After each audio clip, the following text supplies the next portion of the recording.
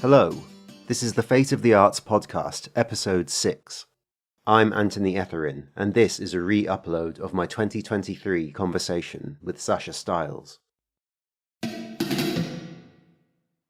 Hi, Anthony. It's so nice to be here. Thank you very much for the invite. Thank you for being here. I'm extremely impressed with the work that you're doing and envious too of the success you're having lately. An auction at Christie's a couple of months ago. That's right. It was a nice way to end the year. A little December moment to remember. But likewise, I think but I'll say it again here at the outset anyway, that I'm a huge fan of what you're doing, both your personal practice, which has been incredibly inspiring, and I'm really just in awe of your craft and your technique, but also what you're doing at Penteract, and the authors that you work with and the kinds of experimental poetics that you're championing, I think is so important. And I'm really happy to have stumbled into your circle. So yeah, again, very happy to be chatting with you, and thank you for the kind words. Thank you. I don't just invite people on here to give me praise, but it's nice when they do. So I'll take it. So I normally like to start these with some backstory. And in your case, obviously, I'm interested to know how you got interested in poetry in general. But of course, then leading on from there, how you got interested in the type of poetry that you're doing, the digital poetry, and especially AI influenced, AI poetry in many cases. Yeah, that seems like a great place to start. I think especially because over the past few years, there's been a lot of attention, quite happily, on the work that I'm doing with AI in particular, and on digital poetry and NFTs. But as you hint, I do have a long, history of writing poetry off the blockchain, and not using AI and other computational tools and techniques. So it's always nice to sort of remind myself of that, and I guess put that out there as well. But I've been writing poetry pretty much my entire life. I was really lucky to have been introduced to some incredible poetry by my parents, especially my father, when I was really young. I remember he handed me some of his childhood poetry books when I was really a kid and just learning how to read. And when I got a little bit older, I remember him giving me copies of his old Ted Hughes collections and things like that, and I just devoured them. And I don't know, I think I always really enjoyed wordplay in all different forms, and really just since I was, for as long as I can remember, just really have found myself at home playing with language and really just devouring others' language experiments, but also learning how to kind of get inspired by that and kind of refract that in the work that I'm doing as well. But I've been writing my whole life, both poetry and short fiction, and some nonfiction and essays as well. And it's really just, I think, under it all, that's the way I process the world, and that's the way I kind of understand myself. And it's really just what I love doing more than anything else. And that, I think, has really been the bedrock of a lot of the work that I'm doing now with computational poetry and with blockchain poetry as well. There really is this underlying and abiding love of the written word in lots of other forms. And just, coming back to this touchstone of using language as a way to articulate things that I don't quite know, what to do with until I, refract it through the mechanics of a poem. It's just how I have always kind of grappled with things. So it's fun to get to do that in lots of different formats. Yes, I remember I think it was about a week ago, you did a tweet quoting T.S. Eliot, where he was talking about being a receptacle for language rather than trying to express himself. Yeah, I love that quote, and it's not a quote from his poetry; it's a quote from his prose writings and from an essay called "Tradition and the Individual Talent," which is, it's all about kind of the myth of originality and the idea that the myth of the author is sort of this individual genius kind of operating in silo and writing in a room with the windows and the doors closed and all that, and like the fallacy of that idea. And I think Eliot, is really writing about how the author, how the writer, how the poet is tapping into this kind of whirling mass of data that represents, everything that's been written, and all the great and not so great texts that, have influenced the author's mindset. And obviously he was writing long before AI generative text really became a thing. But I find it really irresistible to think about that essay in particular and that quote in particular in relationship to a lot of the work that I'm doing now, using data sets, plugging into, vast troves of written information, and looking at kind of what it means to be a poet, plugging into that kind of a canon as opposed to the canon that Eliot was referencing. Yeah, but I love that quote so much. I'm glad that that caught your eye and resonated.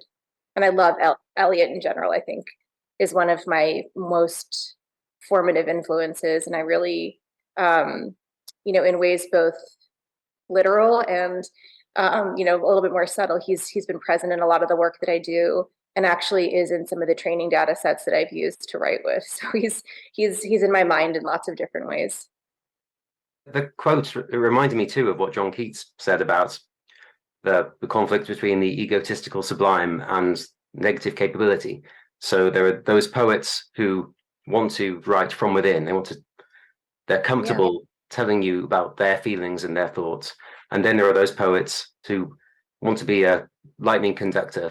Yeah. They're speaking not from their experience, but from the world's experience through their writing. Yeah, and I think that that's something that I obviously also think a lot, about when I'm talking about AI and thinking about plugging into these vast training data sets that power the language models, the large language models that I often collaborate with. It does kind of feel like tapping into a collective consciousness in a way that is sort of similar to what you've just evoked there. It's almost a way of kind of tapping into this cultural current in a way that's almost impossible if you're doing it just as an analog poet. We're all kind of in our, we're in our like prescribed circles, and we know what we know, and we don't know quite a lot of other things. And being able to use a model that in some way kind of refracts all of humanity's, written record is a way of plugging into a kind of collectivity that we haven't really been able to before, but that I think does almost fulfill something of that kind of poetic desire to really write something universal, very personal, but also very universal at the same time. Mm. I was thinking about this in preparation for this interview, thinking about the comparisons between the kind of writing I do and the kind of writing you're doing, because I'm not very techie. I'm not very good with computers. They tend to break around me. So, but I do, obviously, it seems superficially there are similarities between constraint-based writing and AI generated writing. I've talked about it in the past as being that I am collaborating with the constraint. It has this alien voice, which you could call an artificial intelligence. And every poem I write is a collaboration between my voice and this voice. And I have your book, Technology. Oh, so nice. I'll talk about how good this is for a while, actually, because it really is. But I have this book here too, so we can, okay. we can talk about both at the same time. I've got Slate Petals here. Is that the hardback? It is the hardback. Well, you'll see that these are printed by the same company. I noticed. TJ Books? TJ Books of Cornwall. Oh my gosh, I didn't even notice that. That's so funny. So they've come from the same printer. Wow. Yep. Padstow, Cornwall, TJ Books. Well, that's very special. A good advert for TJ Books, I think. Yeah, no, I love what they do. They're wonderful. Well, no wonder this book is really beautiful quality. And the content, of course, is amazing. But I love what you were just saying about the constraint being an artificial intelligence. I mean, I think that's one of the reasons why I think your work resonates so deeply with what I'm doing. And also, resonates on a technical level in terms of working with some kind of a mechanical structure and using some form of automation to guide the writing process, but also on a deeper level, thinking about what an AI is, what an artificial intelligence can be. And I think a lot of what I'm, very fascinated by is kind of challenging the idea that an AI is just sort of, this sci-fi entity that is kind of what we recognize from, lots of kind of time-worn, cliched narratives, but thinking about an artificial intelligence in all these different forms and how it can sort of be a way to augment the human imagination or augment the analog imagination. So anything that can kind of plug into or clip onto or augment in any way what it is that we're doing as human, flesh and blood writers, I think all of those things are a technology in their own way. And as you say, I love the idea of thinking of a constraint as a collaborator. That seems very much of a spirit with a lot of the work that I'm doing, and a lot of the work that, quite frankly, a lot of electronic poets and now AI poets and folks who are writing with non-human co-authors. I think we all have a lot in common there. With me, when in terms of this collaboration with a constraint, how heavy the constraint is depends how much I'm giving to this other voice. Because I could write with a really simple constraint and retain mostly my voice, or I could use a really difficult constraint and go over to the other. I mean, do you find something similar there? And how do you decide to what extent you're going to give everything over to artificial intelligence? Yeah, I think that's a really great question, and I hadn't quite thought about it in the context of constraint-based writing until you mentioned it. But it really is a great kind of comparison, because I find it quite challenging trying to explain the processes that I go through in doing my writing, because I think the expectation is that when I'm working with an AI interface, I'm just pressing a button and letting an AI do all the work for me. Or, to get into it a little bit more, like, even if I'm spending a lot of time and attention and care crafting an algorithm or crafting the training data set underlying this interface, that once I press a button, that the machine is doing all the writing on its own.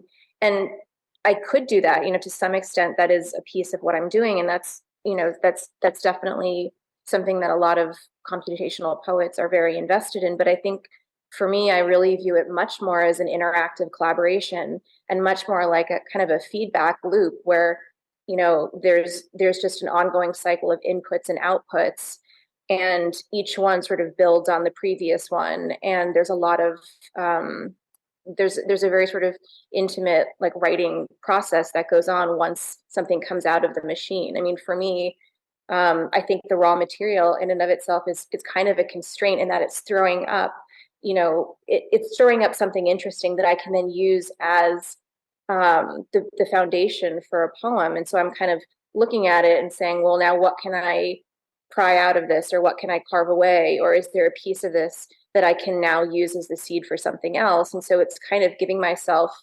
a material and saying, now you have the challenge of, like, what to do with this material. It's not that I necessarily, have to use an entire generated chunk of text as is, although there might be cases in which that's interesting as found poetry. But often I really like the exercise of creating the text and then really working with the text in order to turn it into something that's not purely AI generated, not purely human generated, but something that really represents a collective effort. And I think that's really the voice that, to me, feels the most genuine, the most authentic, is when it's the two of us kind of fusing together and creating something of a third voice or a third entity.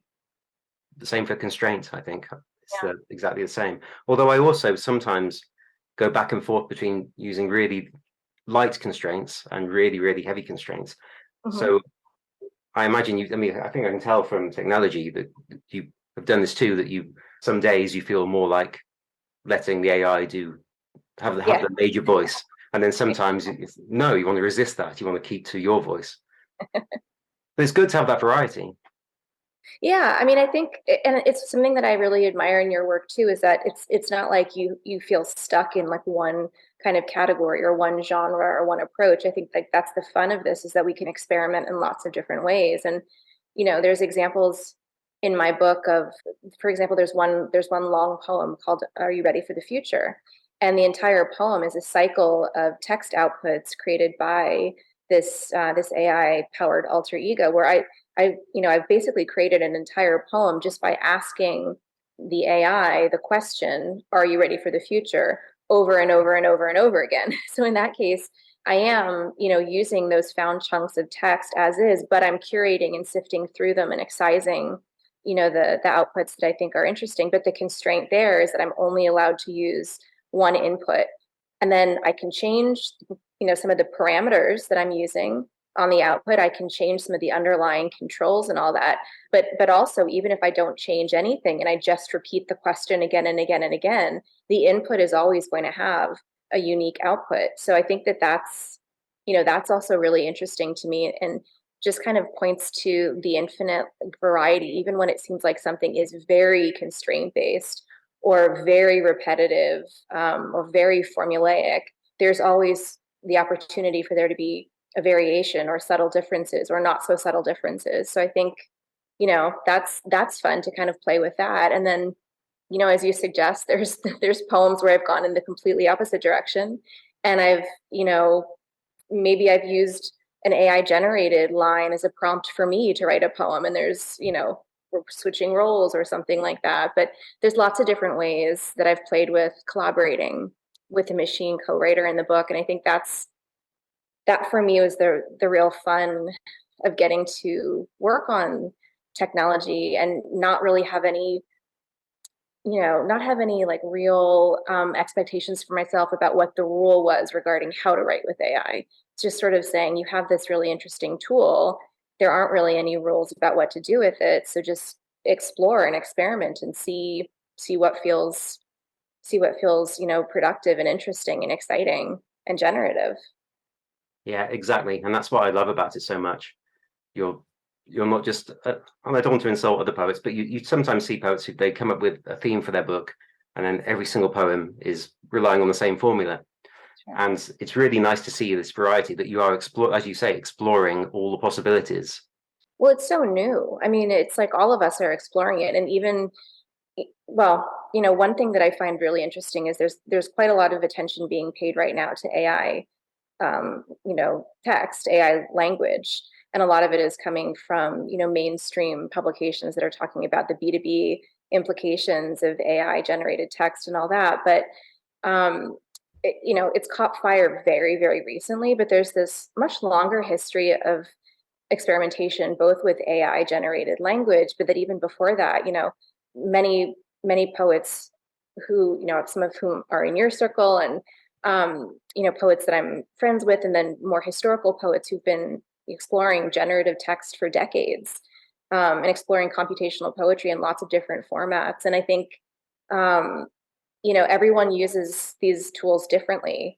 And it's really exciting to be able to see, even though they're all relatively new tools in terms of the long history of literature and language, there's this desire, I think, to sort of say, well, how should you do this? And what makes this approach correct? Or, how should you work with an AI? Or how should you work with an algorithm as an author? And I think for me, again, it's like kind of crazy to think that way, because we're still so early on in the process of all of this, that, really, like, all I'm interested in is exploring and kind of adventuring and seeing what's possible, rather than getting kind of into a mode of saying, this is the correct way or that's the correct way. I don't think there is any correct way quite yet. A few episodes, actually quite a lot of episodes ago, I think it was maybe even 2 years ago, I interviewed Nick Montfort as part of a panel episode, and I asked him a question, which maybe it was a stupid question, I don't know. I said, when do you think that computers will be able to write a novel that is indistinguishable from a novel written by a human? Yeah. And Nick's answer to that was, why would anyone want that? He said, there are enough novels by people. Yeah. I want to see how a computer writes a novel. And it seems interesting at the moment that this might be the last chance for us to explore this, because before long, they will be writing novels that look like human novels.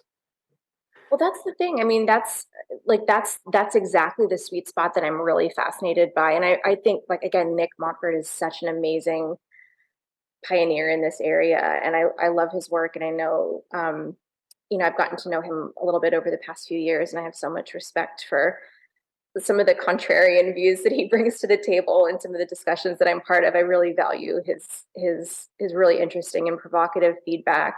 And I think, like, I actually agree with, with a lot of what you were just alluding to. I think, on the one hand, as a poet who works with these technologies, I think probably one of the most frequent questions that I get asked is, can a machine write poetry? Like, can a machine write a human sounding poem?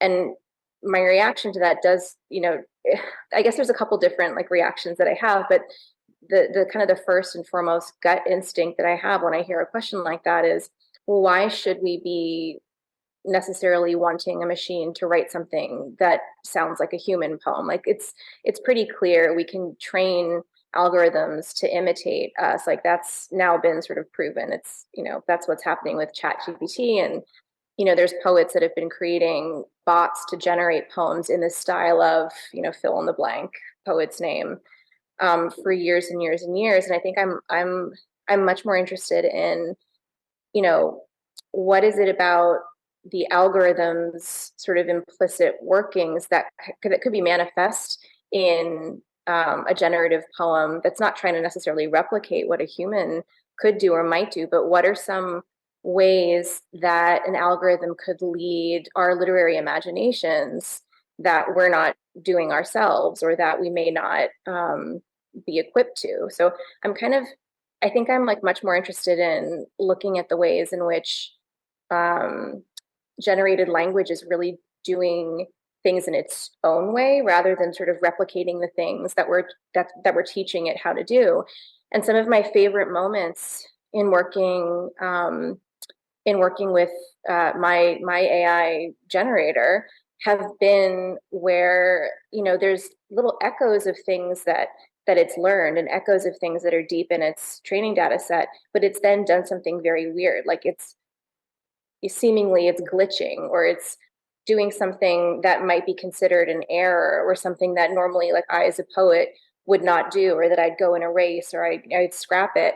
And those are always invariably the moments where I lean in and I'm like, I wonder, what is happening here? Like, what is this algorithm sort of doing in this moment that is valuable as part of this literary exercise? So rather than looking at it as a glitch, I'm always like, is this some kind of a cybernetic emotion? Or like, what is it about the way that the machine is breaking language here and doing something that it's not supposed to do, that, that might be something I should pay attention to? And I think I feel that way because I feel like our role as poets is to break language, and is to do things that are not expected with language. And so, teaching a machine to write something is one thing, but observing and watching a machine learn how to break the rules of good human writing is another thing. So I'm super interested in that side of it.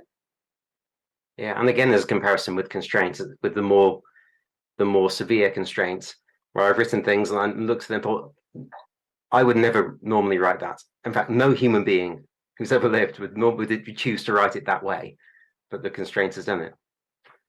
So I think I love, that's true. It's exactly right. That's uncanny. Like, that's that third voice or something, that I really love. And I do feel like there's something about it that just feels to me much more genuine and much more true, or much more real than when I was, trying to imitate Eliot or Plath or Sexton or Whitman or whomever. Like, I always felt like I was doing something kind of artificial. And I feel like now, using these different tools, I'm able to like tap something through these constraints, through this kind of automation, where I'm liberating the part of my brain that says a poem should be this, or you should be writing like that. And I'm able to access something different that feels truer to what I've been trying to do as a poet pretty much for my whole life. Is that how it feels to you at all when you're engaged in these enterprises? I mean, I'm very curious because I've been listening to the podcast, and I'm a fan of a lot of the poets that you've interviewed, and I think I gravitate much more towards conceptual and experimental and constraint-based poetry and text-based art than I do a lot of contemporary poetry that we read in sort of the more mainstream channels. And yet, all my life as a poet, I've sort of been taught you should be writing like all these mainstream contemporary poets. And, I think one of the reasons I love what you're doing so much is it's just sort of saying, well, that's a kind of programming in terms of how to write, but it doesn't need to be that way. There's all these other ways where if you kind of liberate yourself from that expectation, or those sort of declarations by the literary establishment and the powers that be, there's all these other ways of really getting down to the essence of what it means to be playing with words and language. And yeah, I find it so liberating. At Pentribe Press, we say form in all its forms, and that's our mission. Yeah. Because I started out as a very traditional poet. I mean, metered formal poetry, so not even contemporary, contemporary in the 1800s perhaps. Yeah. And I still like that kind of poetry, but I like to see what else you can do. And I think seeing that sort of poetry as in its own way constrained by meter and rhyme, I then just started to explore other constraints and see where I could go with that. Yeah. And I've just carried on really. And the visual side is very interesting. I only really dabble in visual poetry. You've been doing a lot, and of course, and then bringing AI into that. I mean, that's a fascinating area now. And I see some people posting their NFTs with all sorts of elaborate things going on. I mean, that's very exciting, and that's brought a new dimension to visual poetry. Yeah, it's really exciting to see. I mean, there's so much to talk about when it comes to the kind of creativity that digital tools are enabling, and then specifically what blockchain is enabling. There's a lot of really exciting things happening there, which yeah, I'm excited to kind of get into that with you. I think also, just like by way of background, it's again, like for me, I think I've always been a little bit less interested in poetry from kind of like the conventional literary point of view, and I've been very interested in language and wordplay as I've experienced it, like more through the language arts and literary arts, and through text-based artists, and through um, visual artists in lots of different mediums that are interpreting text or interpreting language or interpreting sound forms and things like that. So like I'm fascinated and obsessed by people like Jenny Holzer, who's one of my favorite artists, and writes some of her own stuff, but also is using a lot of found poetry and found texts in her work as well. And just the way that someone, like Holzer is able to completely, kind of create and engineer a very profound immersive experience of a poem or a piece of text using art and using different kinds of digital tools and pieces of equipment and things like that, I think just really creates kind of multimedia experience of poetry that feels to me, I don't know, very, very, very admirable, or very interesting to explore, versus just thinking of poetry as something that has to live confined to a printed page. And I'm someone that also loves books and loves printed words, but I like the ability to kind of go back and forth and say it's one experience to read a poem in a book. It's one experience to kind of sit with words on a page, and it's a very different and equally valuable experience to engage with a poem with all of your senses. And it might show you different aspects of the poem or help you engage with the language on levels that you're not able to do when you're reading something on a page. So I guess for me, I don't think it's never either or. It's never, 2D versus 3D or printed versus multimedia or any of that. It's like, how can we use all these different tools and mediums at our disposal to create this kind of literary ecosystem where we can really get deeper into the language of a poem and into the meaning of a poem. There's so much to talk about here. Let's start with NFTs. When did you first start? Let's see.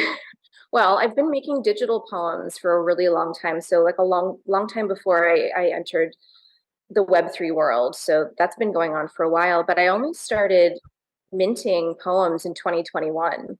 I was sharing a lot of my digital poetry on social media, 2017, 2018, and started to slowly like realize that there might be opportunities to share art, not just in social media, but in virtual venues. And I was actually asked by a new media curator at the end of 2020 to write a poem for an exhibition that she was curating in the metaverse that happened to also include a lot of crypto artists and a lot of folks who are doing very interesting pioneering work with digital art and specifically with blockchain art. So that was my first real exposure, again, the end of 2020, to this amazing world of what was happening in crypto art. And I was kind of looking around, realizing that, there was so much creativity and so much experimentation happening with different forms of visual art, but I really didn't see any writers in that landscape at all. And again, I was brought into this show by this really forward-thinking curator who was like, poetry would be great in this space. Like, we'd love to see poetry, writ large in the metaverse, where you don't have to constrain it to a page. Like, we can put poetry on the sky, or we can put poetry, in all these different formats. And like, that was really exciting, and it kind of broke open my imagination as to what I could do with poetry in those realms. And so I started, just doing some exploring and doing some research on what it would mean to start minting poems. And I started at the beginning of 2021, and that's about 2 years ago now, which seems, not such a long time in the grand scheme of things, but I think by crypto standards is ages and ages. But it's been a really, really exciting 2 years, and a lot has happened in that time. And there's been kind of a little mini explosion of writers, as you know, because I know you're kind of aware of what's been happening on Twitter. But there's Yeah. been a really rapid rise of interest in poetry, in blockchain. I think, again, because there's so many opportunities to sort of push back on the traditional notion of what a poem is, and to utilize blockchain as a way to experiment with all the things that language can be, and to really, reinvent, redefine how poems can be read and published and experienced and shared and celebrated, and also how they can be transacted, which is not always like a popular thing to talk about. But you're a publisher of books. I'm someone who also likes to sell my books, so there's that piece of it too. And I think using blockchain to also sort of redefine what it could mean to make a living as a poet is also a really interesting piece of this whole puzzle. So it's been really astonishingly exciting so far, and I still think we're right at the beginning of it all. So I think there's a long way to go and a huge amount of potential here. I'm curious about your thoughts on all of it, because I know you're, Well, you know, every time I mention selling books on Twitter, somebody calls me an evil capitalist. So like, I can't win. yeah, What do you think of the perception of NFTs? Because again, when I through the Pentract account, we've done polls on Twitter saying, what do people think of NFTs? And lots of people get extremely angry about them for various reasons. There's an environmental concern, and then there's the idea that there are scams going on. Then some people think the whole thing is a scam. I mean, how do you counter that? yeah. I mean, there's a few different things there. So on the environmental level, I think that was the first thing that I was myself quite concerned with. And when I began minting, actually my first sort of concerted effort to do so was on a blockchain called Tezos, which is a proof of stake blockchain, which means that it's very energy efficient, and is a very different animal from the proof of work blockchains that really do consume a lot of energy and are much more, have a heavier impact on the environment. Now there's been a lot of changes in those protocols, so that even kind of the big blockchains that were getting sort of maligned for their environmental impact have now changed protocols in significant ways, so that things are much, much lighter. And in most cases, I mean, you can, depending on where you research and the studies that you reference. I mean, I've read a lot of stats in doing my due diligence on this that talk about the kinds of NFTs I'm minting as being no more energy intensive than sending a tweet or writing an email and firing that off. And all of us do that.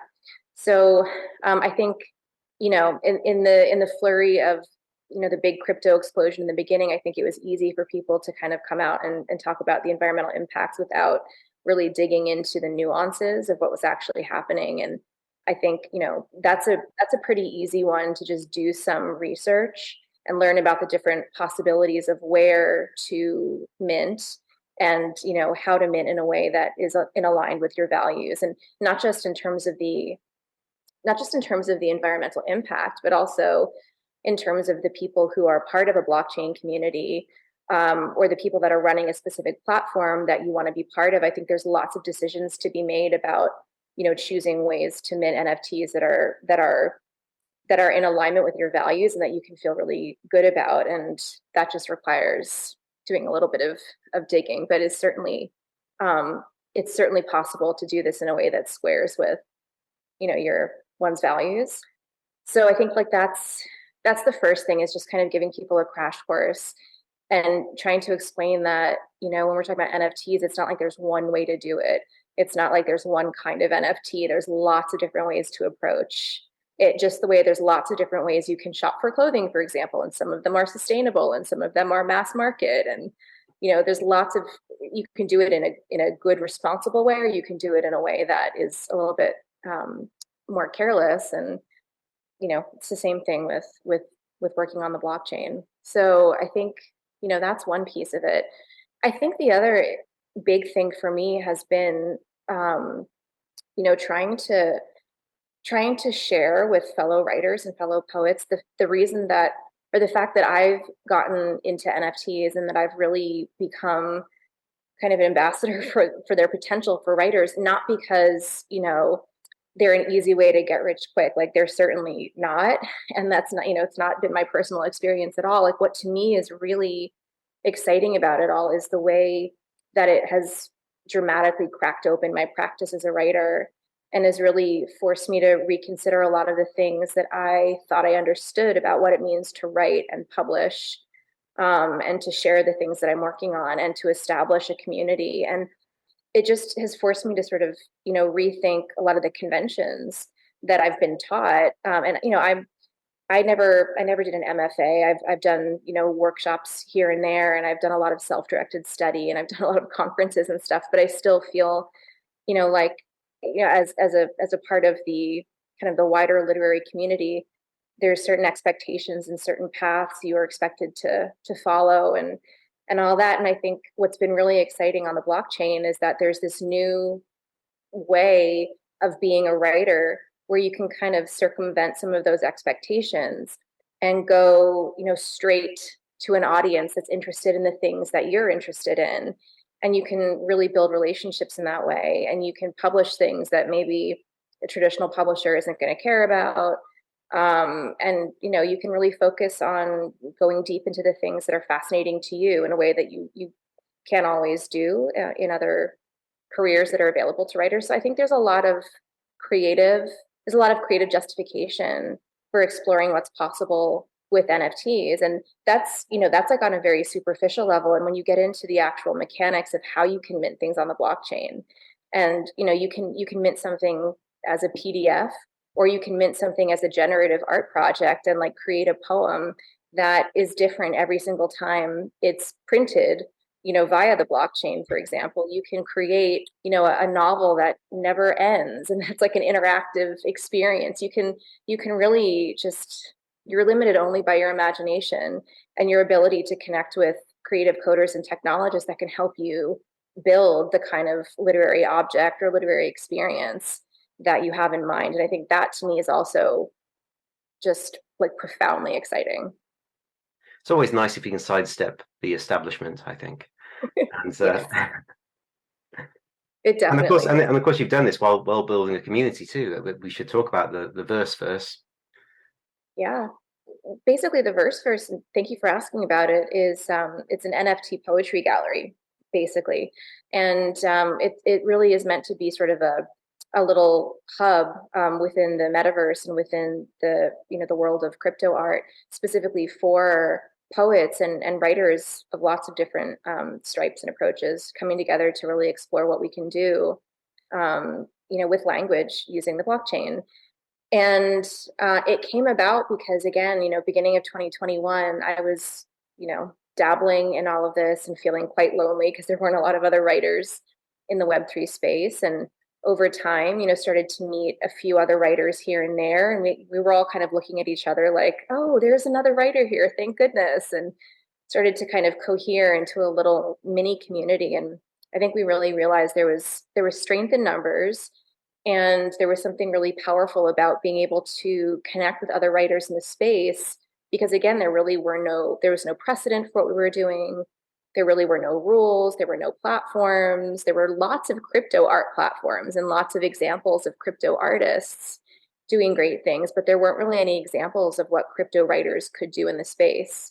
And there were no dedicated platforms for text-based art or for literature in general at that time. So I think we really, I and my two co-founders at the Verseverse, Callan Iwamoto and Ana Maria Caballero, we all, come from very different backgrounds, but we all kind of immediately clicked and connected over this idea that we needed some kind of a community. We needed some kind of a hub where the writers in this world could kind of join together and share what we were going through and kind of brainstorm ideas together and, just try to think about what it was that we wanted to build together. So the Verseverse really grew out of that, and we launched, the end of November 2021, which again, in one way feels like, a second ago, and in other ways, like I can't believe how much has happened since then. But it's been a really interesting experience to see how the Verseverse has been very warmly welcomed into the crypto art space, very much to our surprise.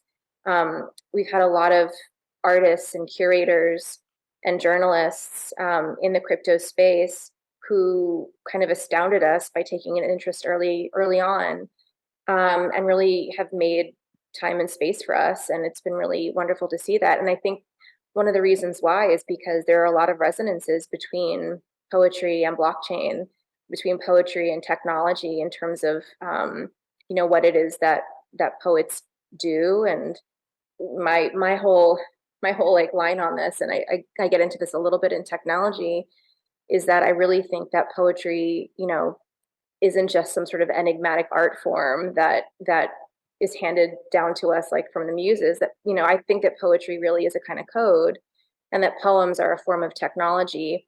And I actually think, and I've, kind of put a fine point on this since getting into Web3, but I really think that poetry is a data storage system, and it's something that humans invented so that we could save information and save stories and transmit really precious, human data through time and space and from generation to generation. And the more I think about it, the more I realize that poetry actually is the original blockchain. Like, it is a way of preserving things and making them immutable. And some of the oldest traces of human imagination are poems, and ancient poets have essentially succeeded in this very, sort of newfangled Silicon Valley attempt to defy death and become immortal. People like Horace and Sappho and Catullus and and all those folks like have lived on, and Hedwana, exactly, above and beyond all the rest, perhaps. And I actually love that someone like Enheduanna, in a lot of the research about her, she's not just called a poet, she's also called an inventor and a technologist, because she really was someone who innovated the idea of literature and created tablets and kind of a book structure, and really did a lot to, to invent a tool that we still are using and innovating on to this day. So I think there's a lot of connections that are implicit between poetry and between a lot of the work that we're doing in Web3 on the technological side. And I don't know, I think I just sense in some way that's why there seems to be this affinity between coders and those of us who are working with the algorithms and patterns and rhythms of words and language. There's just some kind of instinctive like pull that I think has been really helpful to what we're doing, and has, been really fun to dig into. It's coincided with the pandemic. Do you think that's been a factor in this? Oh. Having to be online. Yeah, I mean, I definitely think that has something to do with it. I know that, a lot of the initiatives that I've become really involved in over the past few years started in 2020. And that's not by coincidence. It's because a lot of the things that we were doing in person had to migrate into a digital realm, or, get transformed into some kind of a virtual experience. And yeah, I think that that's had a big impact on our desire to figure out how we can create,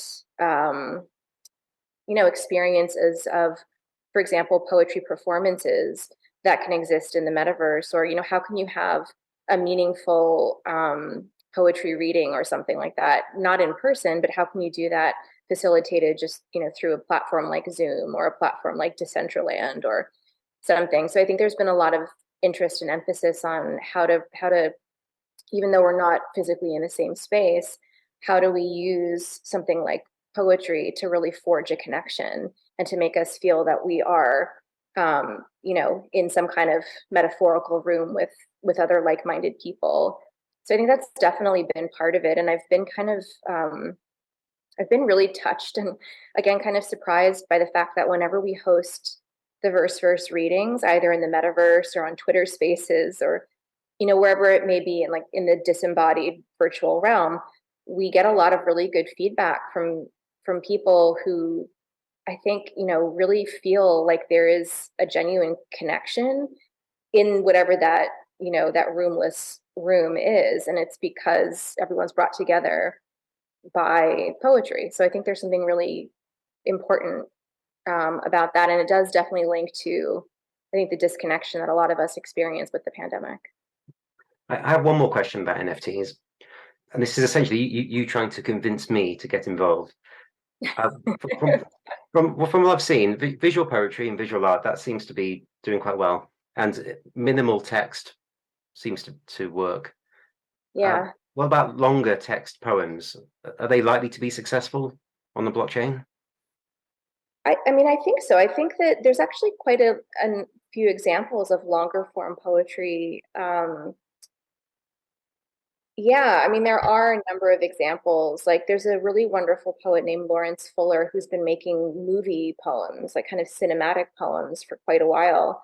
And, they're not like book length poems, but they're a few minutes long, and there's VO, and you kind of experience it as a spoken word performance. It also has visuals, and I think it's an interesting way of engaging people in a poem that's longer than just a few words in a text block or something like that. And I mean, there's lots of examples that are kind of more in that zone where a longer poem can live, you know, in different formats. And there's also quite a lot of projects, and I've done quite a few myself, that use generative platforms as a way to create long form poetry.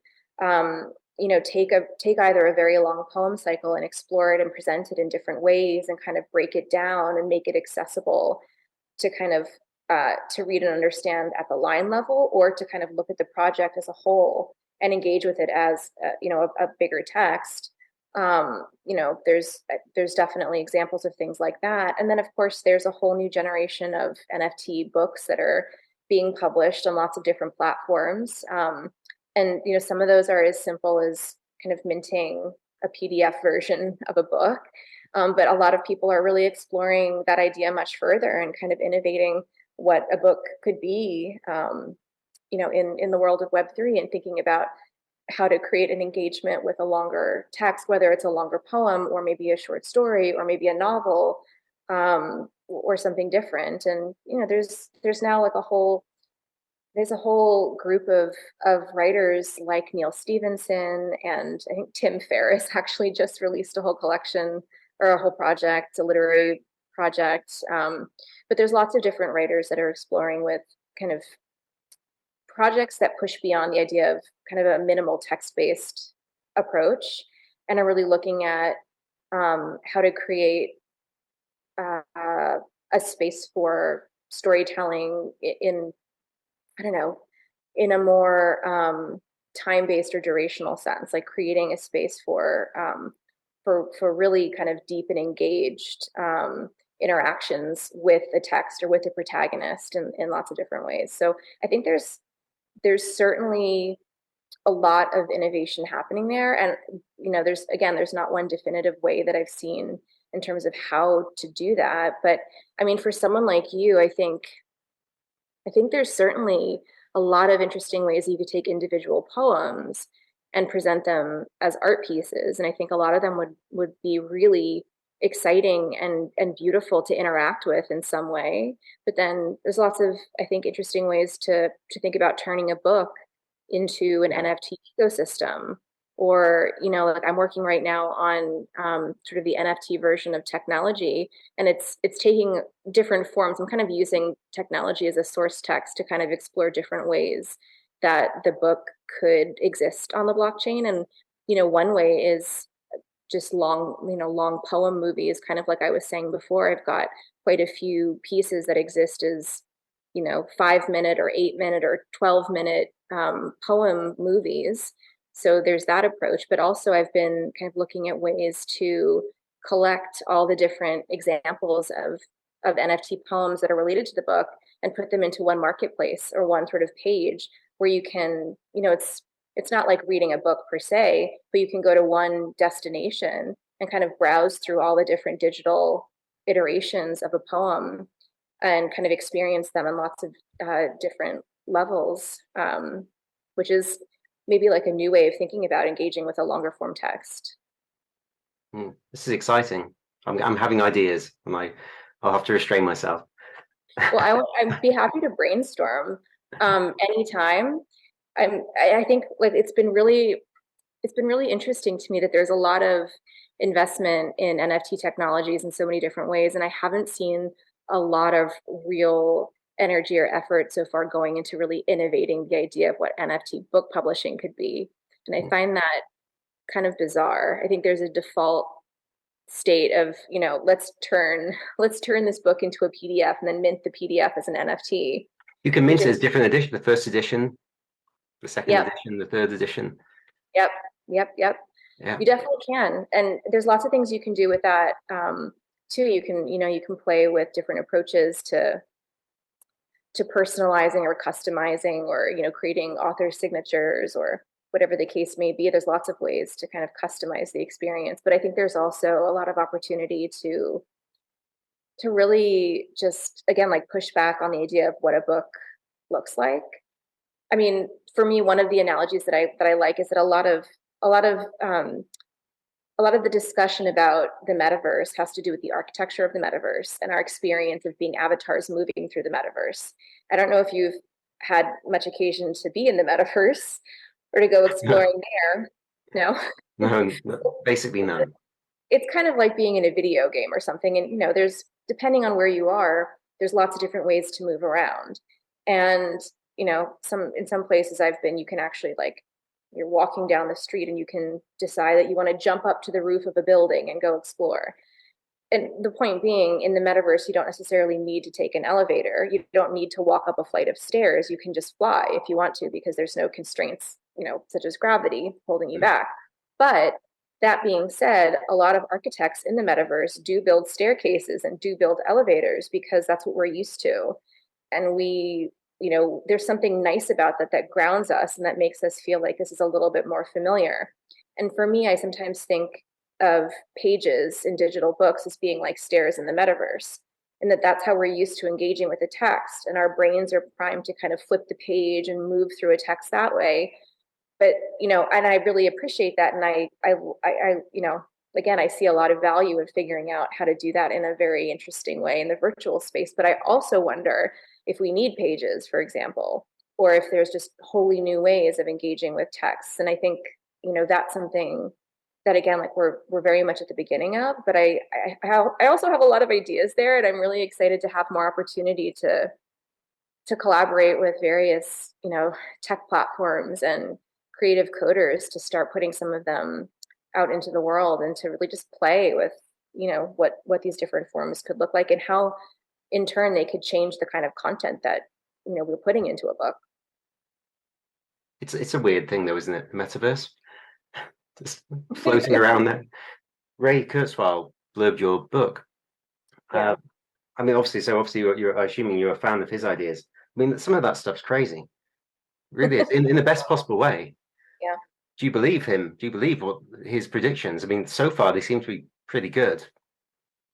Yeah, I mean, I'm a huge fan of Ray Kurzweil and his imagination. I think he's just such a creative person. He's really just so imaginative, and he also has done a lot of experimentation with poetry throughout the years, which is one of the reasons that I asked him to read the book.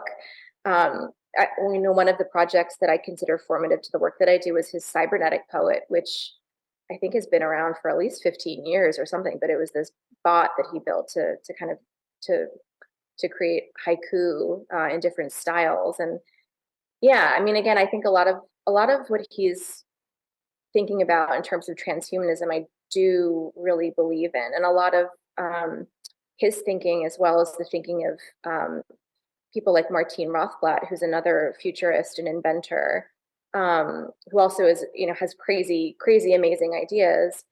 I think a lot of what they think about in terms of how we can use technology to sort of improve and augment the human condition is really of interest to me, and I think is worth exploring and like worth taking seriously. And like you say, a lot of the things that these visionaries talk about and sort of predict like does come to be. And I think part of it is because we speak things into existence, and we can only invent things or build things that we're able to like put into language in some way. And people like Ray Kurzweil spend a lot of time not just kind of imagining these crazy things, but then outlining how they might work, and really thinking through like the system by which they might come into existence and all that. And I feel like that again comes back around to the power of language to help us bring things into being. So I'm very interested in both the ideas that he's expanding, but also thinking about the importance of allowing for that kind of very far-fetched imaginative view of what might come next, as opposed to having a knee-jerk reaction and saying NFTs are terrible, or digital immortality is horrifying and against nature. I think there's something really interesting about leaning into the ideas and considering, even if you don't believe wholeheartedly in them, or you think there's parts of it that could be a little dangerous. I think there's seeds of things that are really important and interesting to help us get past some of the really horrible moments that we've been in recently, and the horrible state that we as a human race find ourselves in now. I think we do need to have really creative solutions that radically kind of alter our trajectory in a lot of ways. So I'm not a techno optimist necessarily. I think I'm more a techno realist, but I'm also someone who would much rather lean into creative solutions than kind of criticize or stick to something familiar just because it's what we have. So for anyone listening who doesn't know about Ray Kurzweil, the theory is called, it's the singularity, isn't it? And it's around 2045. Yeah. By 2045, humans will be able to, in theory, upload their consciousnesses to the cloud, I guess, or the metaverse. Yeah.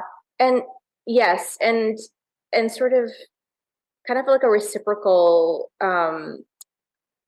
this is maybe like paraphrasing it in a slightly strange way, but kind of a reciprocal relationship between artificial intelligences and between human intelligence in that way, so that they kind of are working in symbiosis, and that an artificial intelligence can do things that a human intelligence can do. Yeah, and 2045, and again, sort of seems very far off, but also seems very close. And seeing a lot of the recent developments, for example, with OpenAI's ChatGPT, which is a generative pre-trained transformer that uses large quantities of written information to mimic human speech and human writing. Like the advances in that over the past 4 or 5 years have been pretty staggering and exponential. So it doesn't seem that far-fetched. To think that a lot of the hypotheses that people like Kurzweil are floating are, rooted in some kind of reality. Chat GPT is astonishing. I've seen some examples lately that are mind-blowing. But also, every so often, somebody will tweet me with, Anthony, your job is safe, and it'll be a screen grab of where they said write a palindrome, and it can't do it. So it can do lots of things. It can't do palindromes yet. Well, I will say also that it is kind of fun playing with ChatGPT to write poems, but a lot of the poems that are generated with kind of the default settings on ChatGPT are very, they're like rhyming poems, and they're like very rudimentary, and a lot of them are pretty bad by all measures. I think you would agree. So like, some of them are, technically speaking, they're grammatically correct, and maybe they're adhering to a certain kind of structure, and the rhyme is correct, and they can probably adhere to meter in lots of ways that I personally can't do because I'm not very good at that sort of thing. But yeah, they're not. I don't think that the poems that it's generating are really giving you, for example, a run for your money quite yet. So But 10 years from now, who knows? who knows? We're getting closer. What about the visual AI generators? I signed up for a Mid-Journey trial Mhm. about, I guess, about 18 months ago, and Oh, it blew my mind then. And the way that's improved just in the last 18 months is yeah. astonishing. Yeah. So I'm really fascinated by a lot of these AI visual programs too. And I think for me, I just keep coming back to the fact that they're rooted in text as well. And like they're actually, a lot of those generators like Midjourney they're text to image generators, right? So they work, like for anyone who doesn't know, they work by, a human input, a human sort of statement or a description of an image output is kind of the starting point for everything. So it really requires being able to explain what you want the generator to create. And I think it's really interesting that again, kind of comes back to language and being really precise and being very like intentional in terms of what you're typing into that input box. But yeah, it's been astonishing too to see the evolution in those tools and how powerful they are and how they really well. I will say this: it's interesting because I think there's so much blowback about creative AI, and a lot of it centers on tools like Midjourney and DALL-E too, and how there's this sense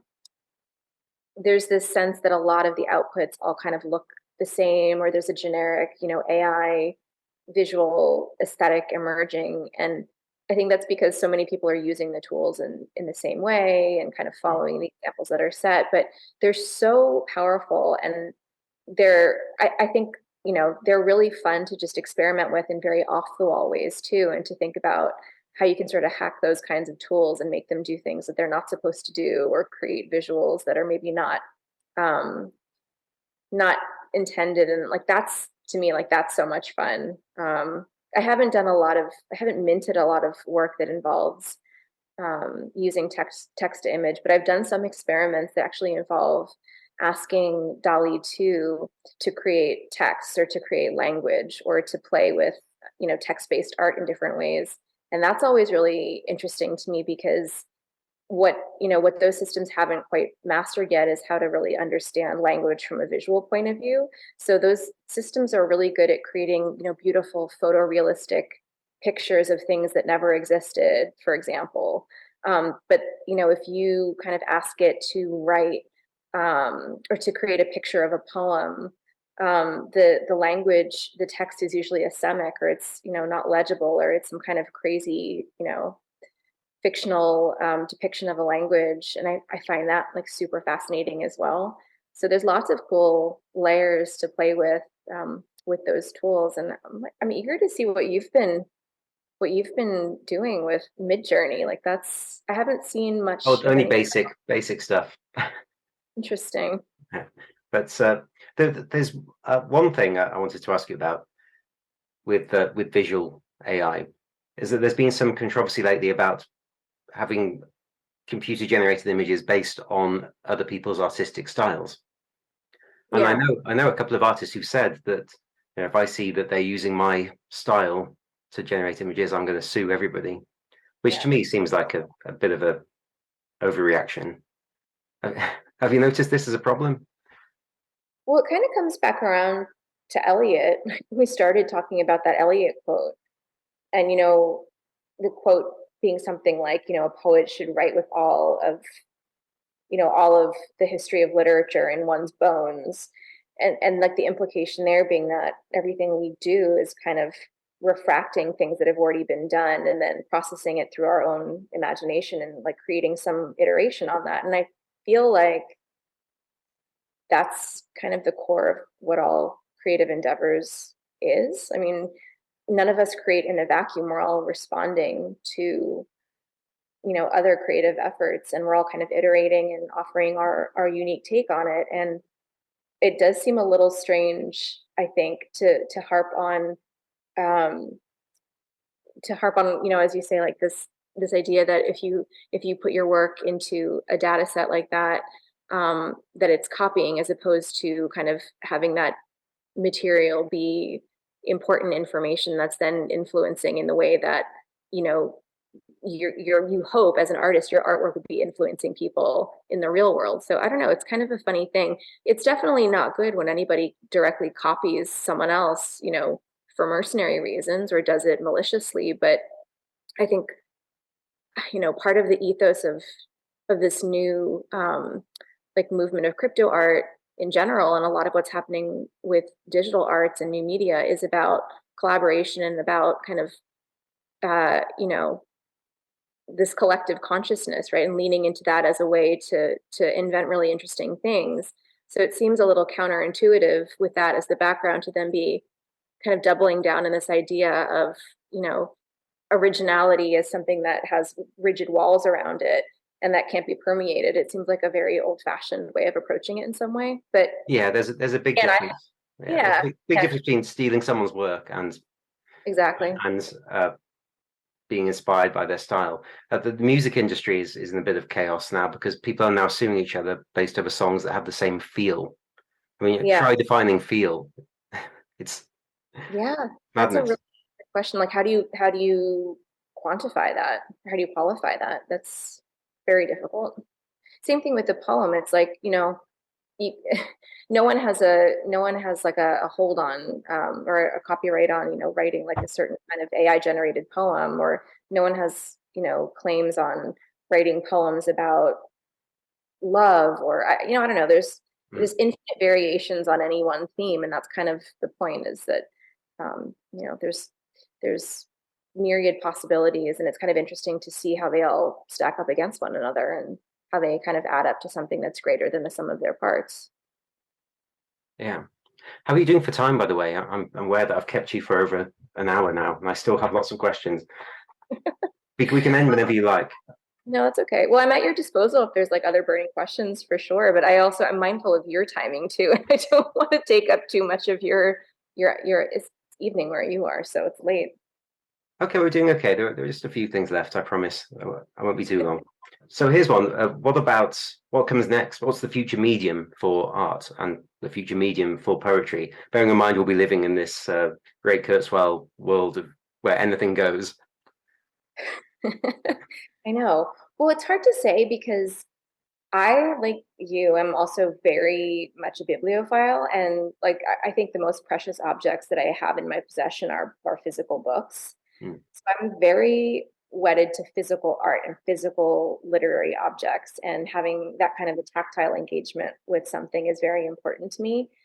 And at the same time, I really do think a lot about this idea of digital nomadism, which is something that, for example, like Kevin Kelly has written a lot about, but this idea that we're evolving towards, in some way, we're like regressing to kind of a nomadic tradition where we just are very light on our feet and we have what we need in our digital devices. And that's enough to take us from place to place and experience to experience.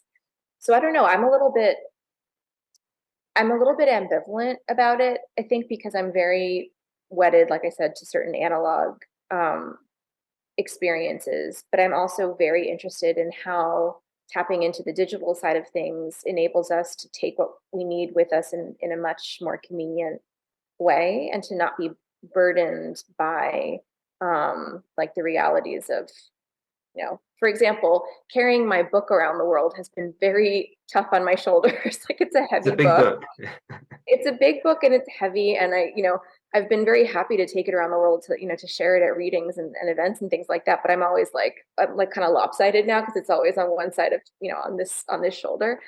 And so figuring out a way to be able to share this book in a way that feels as special to me as handing someone a physical copy, but doing it, you know, as a virtual transaction, I think to me, like that's sort of a holy grail in some way. And you know, I don't know what that looks like yet. That's kind of why I'm casting the net and trying a lot of different experiments now, is to sort of think about how I get to that point. But I think there is something there that, you know, that will take us into the future of publishing and the experience of literature.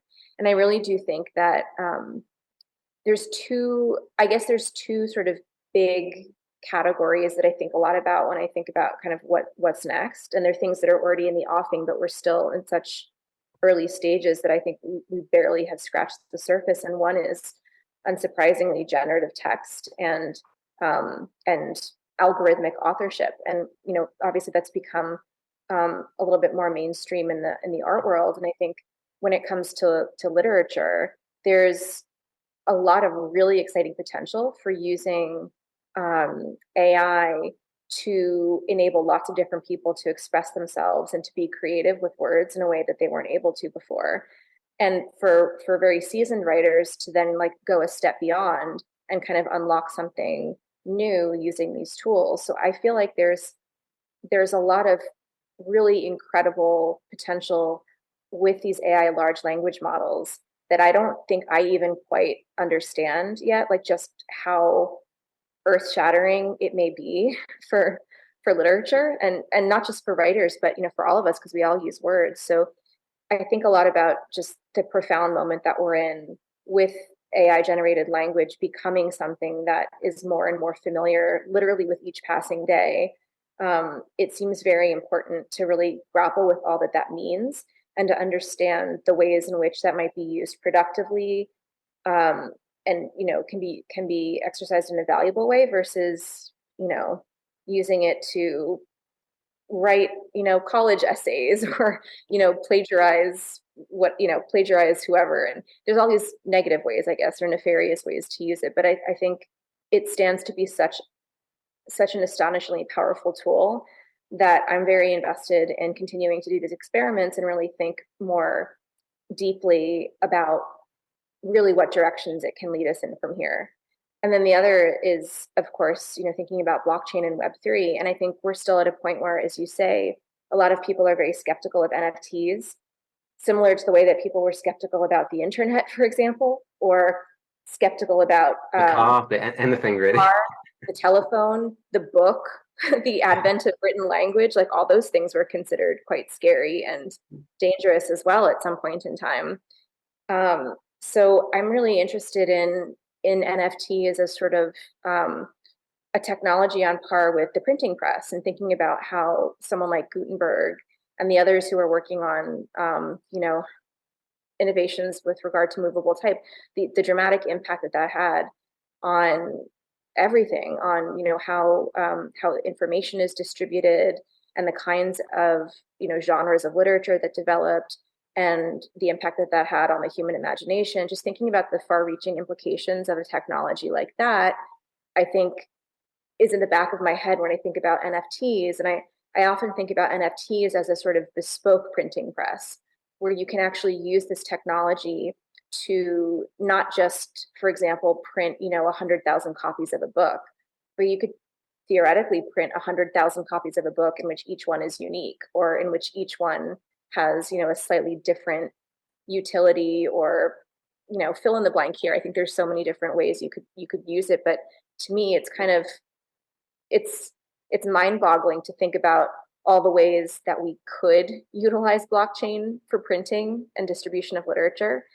And then beyond the mechanics of that, like with Gutenberg, like what impact will that have on the kinds of stories that we're telling, or the way that we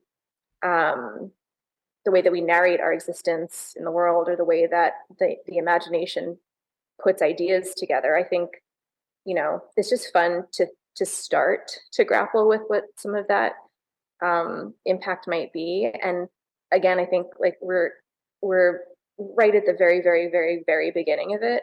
So it's hard for me to really make useful predictions about where it goes. But I think, again, like that's why I'm interested in being in this area that I'm in right now, because anything can happen, and it's sort of it's on the people who are here now building and creating and envisioning ideas to sort of shape where we go from here on out. So that's again one of the reasons why I'm really invested, not just in doing what I'm doing, but also making sure that I onboard other writers, and and talking about these things to journalists and to publishers, and making sure that it's not just this tiny little niche area, but that we can hopefully join forces and get some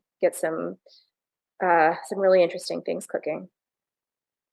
Yeah, and it's very interesting how certain media they're immortal. Like books are, Yeah. nothing's replacing books. There was panic 20 years ago when ebooks came through, and everyone thought that was going to Yeah. destroy books forever. It doesn't. It's been Yeah. interesting to see the revival of vinyl records, Yep. but they seem to be the one that's going to outlast all the others.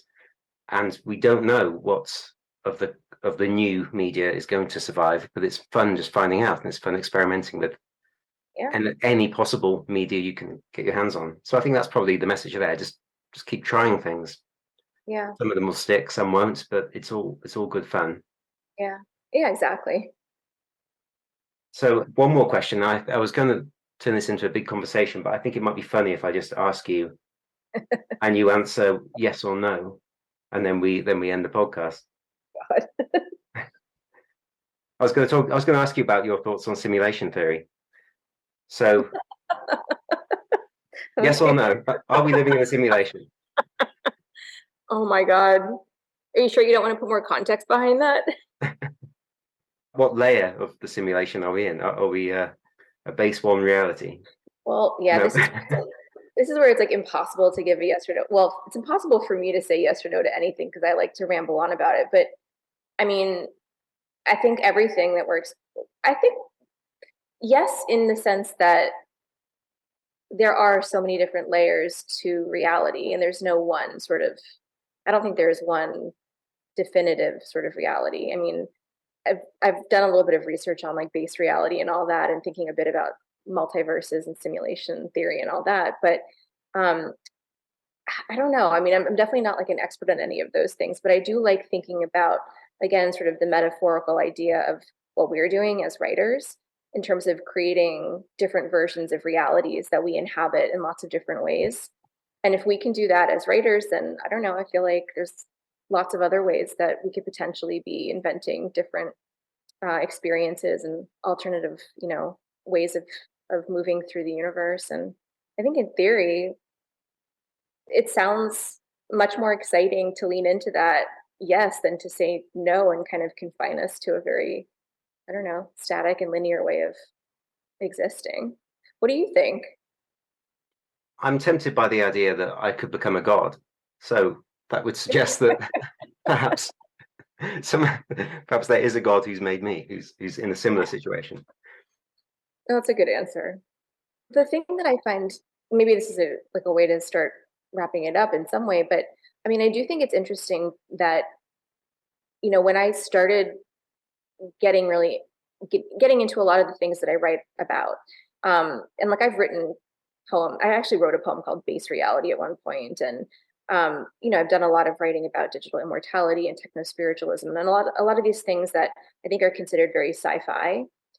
And when I would take them into poetry workshops, I definitely got a lot of, you know, pushback about, well, isn't this more like genre? Isn't this more like sci-fi? It's not really a good poetic, topic, or this doesn't really seem, I don't know why, but the response that I would often get is like, this doesn't really feel like it's a good subject for this kind of poetry or something to that effect. And I think obviously that's a reflection on the kinds of workshops that I probably found myself in. But I think my bigger point is that we talk about these things in a cultural sense as being sci-fi, but they really are, I think, themes that point to, the fundamental elements of what it means to be a human being. And when we're talking about simulation theory, there's like a lot of, philosophy and a lot of spirituality in that. We talk about, life extension or digital immortality or cryogenics. We're kind of recapitulating themes that, poets have been grappling with and writing about for millennia. And I just think it's funny how we tend to like pigeonhole or label certain subsets of these ideas with, this is dystopian or this is sci-fi or whatever else, when they're really just variations on, again, the things that poets have been obsessed with for time immemorial. So it's exciting to get to talk about these kinds of things and write about these kinds of things and just not feel like, oh, they're not poetic or they're too genre or whatever the case may be. It's really nice to not feel uh, categorized or compartmentalized in that way. Yeah, good answer. And well, so finally, is there anything you'd like to to mention that you've got coming up that you're working on? Well, there's always a lot coming up. I mean, I would say just, knowing some of the poets who are, part of the Penteract circle, and I presume like a lot of the poets who listen to the podcast, if anyone's interested in some of the things that we were talking about with regard to blockchain poetry, or thinking about using AI in some way, like those are, two things that are very near and dear to my heart, of course. And I think what I what I really have enjoyed with diverse verse and with my own practice over the past 2 years has been sort of helping to onboard curious poets into these areas.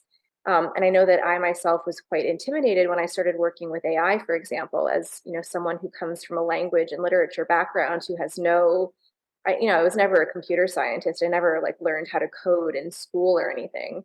So learning how to use some of these tools was definitely intimidating at first. And I think I've had such an incredible experience doing this that I now would love to continue to kind of share these tools with anyone who's interested. So I guess I would just say, again, if anyone's curious about some of these crazy things we've been talking about, yourself included, then, Yeah, definitely. let's keep the conversation going on that. I'm happy to help on board. I'm happy to have separate brainstorming sessions on, like, if you're interested in making an NFT or an NFT book, let's talk about that. I'm personally really invested in a lot of innovations that are happening in the publishing world. So that's definitely of interest. And the verse also has a lot of cool opportunities coming up to showcase new work by poets who are just starting to engage with the blockchain and engage with generative text for the first time. So yeah, I mean, I'm hoping that we can continue to sort of bring in, more curious experimental poets into the thriving but very small still community of writers in Web3, and that's really, a very important like journey that I think we're on there at the Verse. So I would say come on in and just, give it a try if you're at all interested. Well, I'll be in touch for one, definitely. Excellent. I need to find out more. That's But great. this has been so great today. I've learned so much anyway today. Thank you so much for this. This has been a wonderful conversation, and I'm really grateful that you've agreed to come on the podcast. Well, thank you again very much for having me, and I appreciate the wide ranging conversation. It's always a pleasure to talk about some of the edges of the edges of poetry and language. So I appreciate it very much.